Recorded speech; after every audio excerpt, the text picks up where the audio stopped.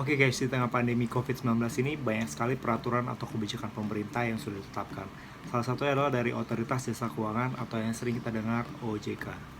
Salah satu dari sekian banyak peraturan yang diterbitkan oleh OJK, kali ini saya akan membahas tentang peraturan POJK nomor 16 tahun 2020, yaitu tentang pelaksanaan rapat umum pemegang saham perusahaan terbuka secara elektronik. Oke, pertama-tama kita mesti tahu apa itu perusahaan terbuka. Perusahaan terbuka yaitu adalah emiten yang melakukan penawaran umum efek bersifat ekuitas atau perusahaan publik. Atau sebagai contoh, kalau kalian sering nama PT, di belakangnya ada tulisan TBK, which is itu adalah perusahaan terbuka.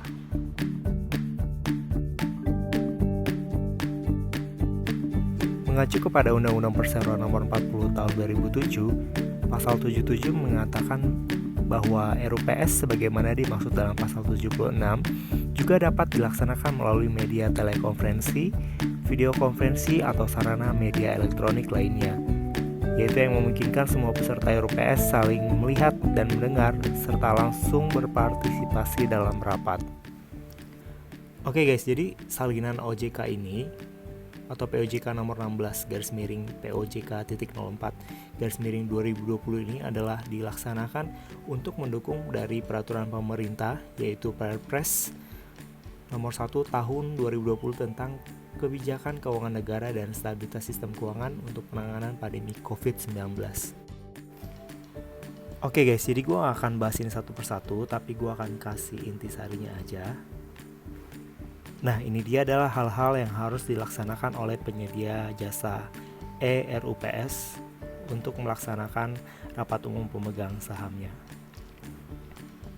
Dan perlu diketahui oleh perusahaan terbuka bahwa jika ingin melaksanakan RUPS, perusahaan harus terlebih dahulu memperoleh persetujuan dari OJK.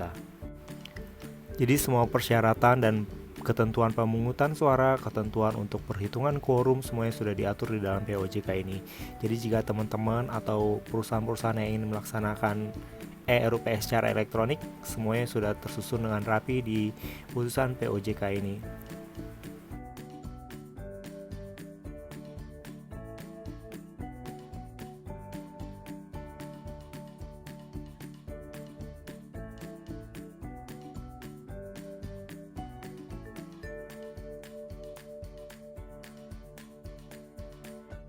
Untuk lebih spesifik di pasal 9 ini teman-teman bisa baca.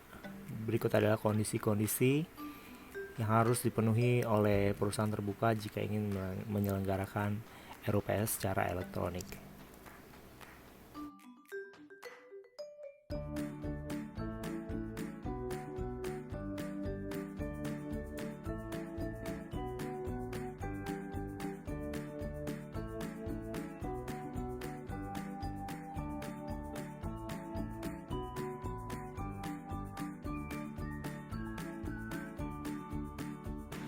Oke guys, jadi pada intinya penyelenggaraan RUPS secara fisik, offline, atau elektronik RUPS itu sama saja. Hanya yang membedakan adalah cara penyajiannya. Jika kalau fisik kita melakukan RUPS di sebuah ruangan rapat dengan dihadiri oleh para pemegang saham atau kuasa pemegang saham atau direksi dan komisaris, ini sama saja. Hanya yang membedakannya adalah melalui video telekonferensi. Jadi ketika ada pemungutan suara, ada mengajukan pertanyaan atau keberatan, itu sama, kita melakukan melalui media konferensi atau melalui video. Lalu jika sudah selesai rapat, jika notaris membuat risalah rapatnya, lalu bagaimana untuk tanda tangan direksinya? Ini bisa melalui signature elektronik atau sirkuler ketika rapat selesai. Jadi selama tanda tangan ini dianggap sah, cara penyajiannya sah, dibuktikan dengan adanya mungkin foto atau video yang menyatakan bahwa ini benar tanda tangan, itu bisa saja sah. Dan ada baiknya RUPS juga direkam atau voice supaya ini menjadi kekuatan untuk kita jika terjadi hal yang tidak diinginkan. Oke, itu aja yang dapat gue sampaikan. Berdasarkan ini semua, ini sih atas pembelajaran saya sendiri. Jadi saya belum tahu bagaimana pelaksanaan di lapangannya, tapi saya berpengalaman di RUPS offline, bukan online. Dan setelah membaca putusan dari OJK ini, saya sudah bisa membayangkan seperti apa RUPS jika dilaksanakan secara elektronik. Jadi jika ada dari teman-teman yang mungkin tanggapan saya salah atau perlu dikoreksi, silakan sampaikan kepada saya dan saya akan berbesar hati untuk menerima dan belajar dari koreksi teman-teman semua.